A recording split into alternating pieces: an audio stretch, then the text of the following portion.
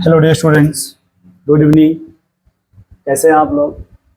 मस्त होंगे, जिंदाबाद होंगे, जबरदस्त होंगे। हम लोग जो डिस्कस करेंगे, मैं बोल भी दे रहा हूँ पहले ही, उसका नेम है आयनाइजेशन एनर्जी। उसका नीम जो है, नीम, उसे क्या कहते हैं? Ionization energy. आयनाइजेशन एनर्जी, या आप इसे आयनाइजेशन पोटेंशियल भी बोल सकते हैं। ठीक है, जिसको शॉर्टकट में आई ई बोलते हैं, आयनाइजेशन एनर्जी। क्या सुन पा रहे हैं आप?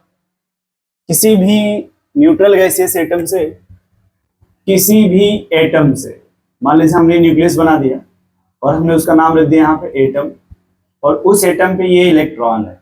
ठीक है, सुन रहे भैया आप लोग?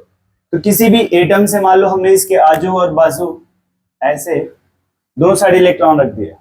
ठीक है, अब हम बस ये बोल रहे हैं, सुनना, मैं दोनों मार्कर्स अलग अलग तरीके से बताऊंगा ताकि आपको टॉपिक अच्छे से समझ में आए, है ना? कोई कंफ्यूजन भी ना हो। अगर कोई कंफ्यूजन हो तो बताना आप, मैं हर एटम का अलग अलग एक्सप्लेनेशन बताऊंगा।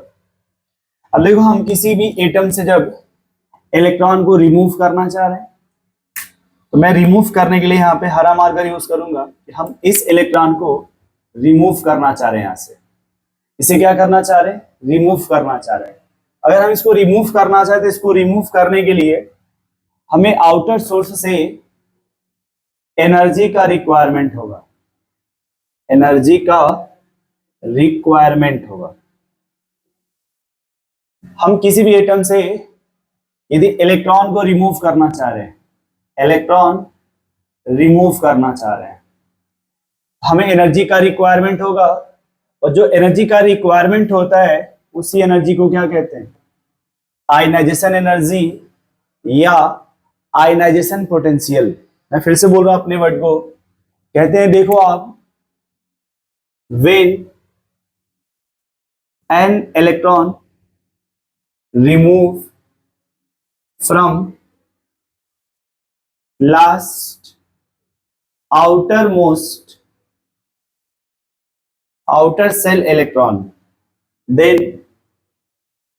some amount of energy are required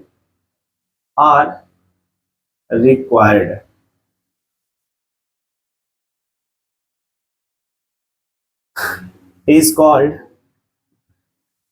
ionization energy oblique ionization potential। यहां पे एक पॉइंट जोड़ सकते हो आप, outermost shell electron from noble isolated gaseous atom. यहां भी जोड़ सकते हो, यहां पे फ्रॉम नोबल या न्यूट्रल आइसोलेटेड गैसियस एटम। अब देखो, हम किसी भी अगर एटम से इलेक्ट्रॉन रिमूव करना चाह रहे हैं, तो हम इलेक्ट्रॉन को ये रिमूव करने के लिए आउटर सोर्स से किसकी रिक्वायरमेंट होगी? एनर्जी का रिक्वायरमेंट होगा। तो उसी एनर्जी को हम क्या बोलेंगे? Ionization energy. अब देखो, हम एनर्जी की रिक्वायरमेंट कहां से? आउटर सोर्स से ना, इसलिए हम इस तरह के प्रोसेस को बोलेंगे एंडोथर्मिक। इसे क्या बोलेंगे? एंडोथर्मिक। और इसके लिए अगर डेल्टा एच लिखोगे आप, तो डेल्टा एच लिखोगे पॉजिटिव। एंडोथर्मिक के लिए आप डेल्टा एच क्या लिखेंगे? पॉजिटिव। कह रहा व्हेन एन इलेक्ट्रॉन रिमूव, ये लिखा है REMOVE, remove from last outer shell electron from neutral isolated gaseous atom, then some amount of energy is required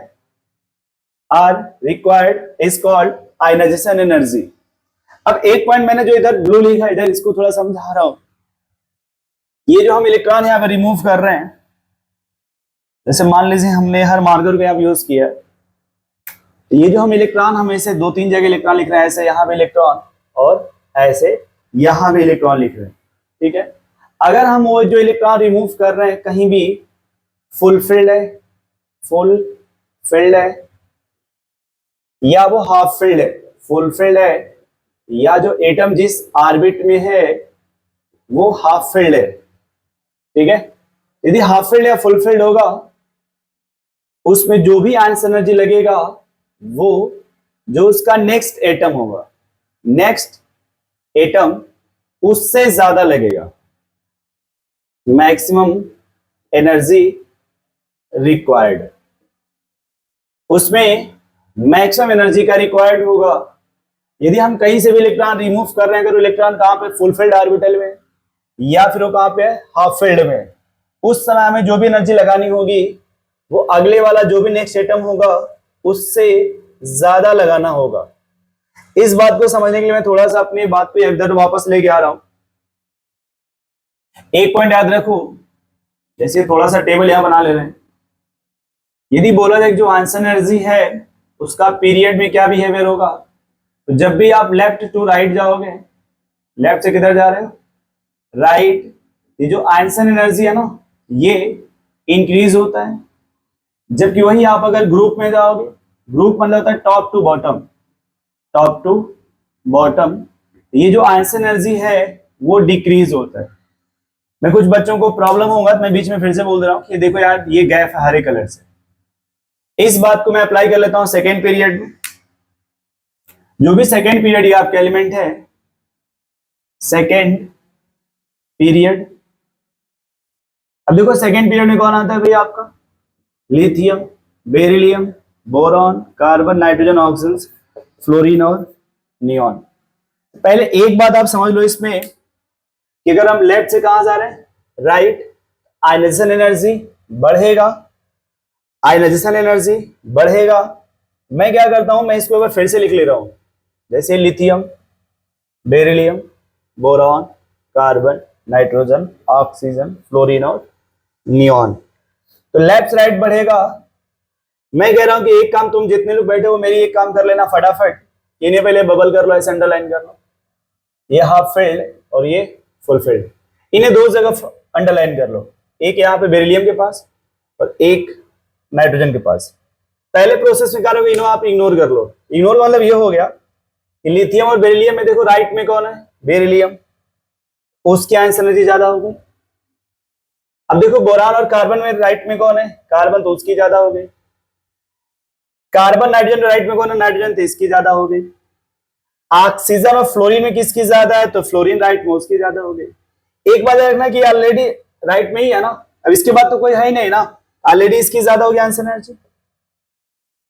अब हमें डिस्कस कहां पे करना है, बेरिलियम में, और कहां डिस्कस करना है, नाइट्रोजन के केस में।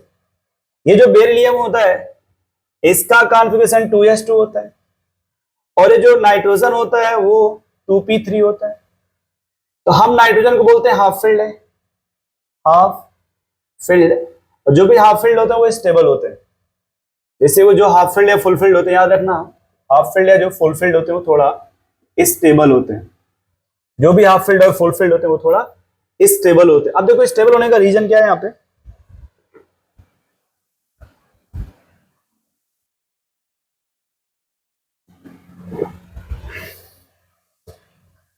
तो इसमें एक बात याद रखना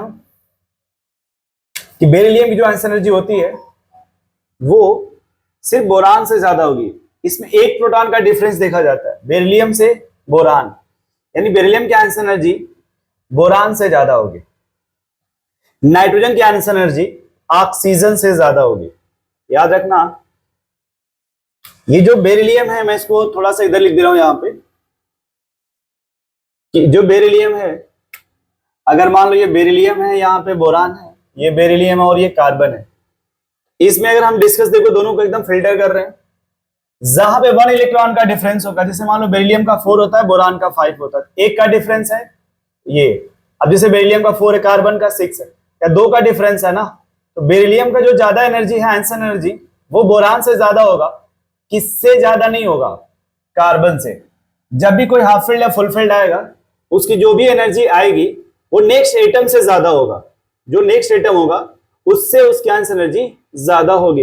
लेकिन सिर्फ नेक्स्ट एटम जो अगला है, जहां पे एक प्रोटॉन का डिफरेंस होना चाहिए, दैट इज बेरिलियम, बेरिलियम और बोरान में एक प्रोटॉन का डिफरेंस है, इस समय इसकी ज्यादा होगी। लेकिन बेरिलियम और कार्बन में 2 प्रोटॉन का डिफरेंस है, अब बेरिलियम का नहीं बोलेंगे, कार्बन का बोलेंगे। वैसे देखो, जैसे मान लो नाइट्रोजन और ऑक्सीजन है, मान लो मैं इसको यहां लिख दे रहा हूं, नाइट्रोजन और ऑक्सीजन, फिर नाइट्रोजन और फ्लोरीन, तो यहाँ पे एक प्रोटॉन का डिफरेंस है इसलिए ये ज्यादा है, लेकिन ऑक्सीजन और नाइट्रोजन और फ्लोरीन में 2 प्रोटॉन का ज्यादा है, अब ये ज्यादा होगा। ये है आयंस एनर्जी का ऑर्डर, लिख लो आप इतना, फिर इसमें और डिस्कस करते हैं।